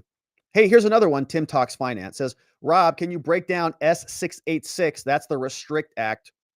Yeah, Tim, I can. Maybe we'll do that. I'm not sure when we'll do that. We talked a little bit about that on our members only stream. I think that was yesterday. We actually did get into this a little bit. And then I realized that it probably deserves a whole segment when I started reading through it. And I was like, holy moly, this is a pretty big deal. Can this pass? I think absolutely it can. It reminds me of the Patriot Act, honestly. I think that this new, J6, TikTok, this new World War III that we're about to embark upon, I think that they will try to do something like this. And what scares me about 686 is the uniformity with which they were upset about TikTok. And it's almost like TikTok might be the red herring. It might be the Trojan horse. We're outraged about TikTok, and we're all outraged about it, and we got to ban it. Which I agree that TikTok is a national security concern. I don't have the app. I don't use the app. I think it's a problematic app. But if the government, the government can address that without wrecking the internet. And we talked a little bit about the powers that they get. I see that they can, charge you with using a VPN. It's basically China in the United States, which why not? I mean, everything else that, China's basically exporting everything else here. Why not their totalitarianism, their lockdowns, their dictatorial control? America's had a lot of that been exported here. So why wouldn't we put up a great firewall just like they have? But we'll get into it, Tim. And thank you again, my friend. So I really appreciate all the generosity today. Hey, Fred Pedamonte is in the house. Says, Rob, Johnny and I want to thank you so much. Yeah, Fred, we're grateful for you and Johnny. Fred, they're joining up over on our locals community, and we're super grateful to have them. We love Fred, and it's a nice message. There's no uranium or plutonium in that message. Sounds like a nice, peaceful day over there, which we always appreciate. We also have the Constitutional Experience. Says, hello, Robert. I appreciate your enthusiasm for the Constitution. I make terrible short videos about how the Constitution influences our everyday lives. Maybe you can appreciate some of them. Search 2 + 2, how 2 + 2 can actually equal 5. So this is over from the Constitutional Experience. Well, this looks great. So we've got here, let's take a quick look at what we've got going on here. Mr. Beast. Okay, so we've got Tim Talks Finance. Looks like an awesome channel. We've got that one queued up. This looks great, Tim. Yes. All right. So this is a good channel. I encourage you to go over here. Tim Talks Finance right here. Hi, my name is Tim. 46 years old, crushing it out there. Did a deep dive into real estate careers, talking about the Fed, talking about the Twitter files. Love it. Very, very cool. And we've got the constitutional experiences in the house too. At the Con Experience, this is the constitutional experience. And you can see one of these videos right here, how 2 + 2 can actually equal 5. And they look like great channels. Super cool. And I love to see people on YouTube. I think everybody should have YouTube. Get on YouTube, start sharing your message, start sharing your voice. We need more people out there speaking out. And so very, very cool. Thank you both for supporting us here. And I've got your channels open, so I'll take a look at them. I appreciate you all. Okay, and so those are from our friends over on YouTube. Very grateful to our super chats and everybody being so supportive of the work that we're doing here. Also want to shout out our friends over on Rumble. And Rumble just had a cool new feature where they are actually allowing you to, I think, become a member on Rumble, and you get badges now or something like that. I just saw the feature, and I don't know how that works. But I'm looking at it, and who is in the house? We've got NC Native, we got Janek, Rumble Berries. Is that what those are? Rumble Berries? Sounds like kind of like a dingleberry or something, no? I'm not sure. But we've got La Azteca, member of the public. We've got Dog Digger, NC Native, all over on Rumble. We love our Rumble friends. And we're grateful for everybody over there. Let's see what's going on over on Twitter as well before we jump over to locals and our amazing after party and see what's going on here. Sometimes we have some people who are even watching on Twitter. You never know, including like today. In fact, it appears there's 4 people here. Holy moly.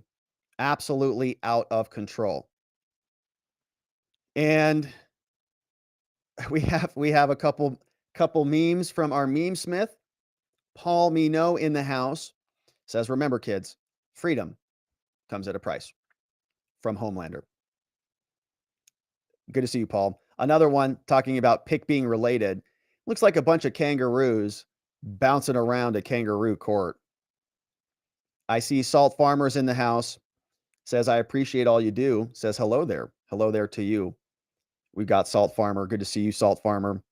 And more replies. I see Danny McWilliams and John Pepper says, Rob, when I got here, there were 10 viewers on Twitter. Holy moly, out of control. Did it break? Did the whole system come crashing down? I don't know. But all right, my friends. Well, that looks like it is it for us on the day. Very grateful for all of you joining us as we continue to navigate through this trial and all of the other news out there. If you'd like to join us for our after party, come check us out, watchingthewatchers.locals.com. If you join up on YouTube as well, you can join us. Don't forget to grab the Telegram link. If you're on YouTube, grab the Telegram link from the community post section so you can join us. We're about to wrap it up here. Also, don't forget to get your Field of Greens, our friends over at fieldofgreens.com. Thank you for checking that out. Save 15% with code Robert at fieldofgreens.com. The vegetables want to be eaten. You're going to love it. You're going to feel healthy and bursting with green energy, the good kind, and it's well worth it.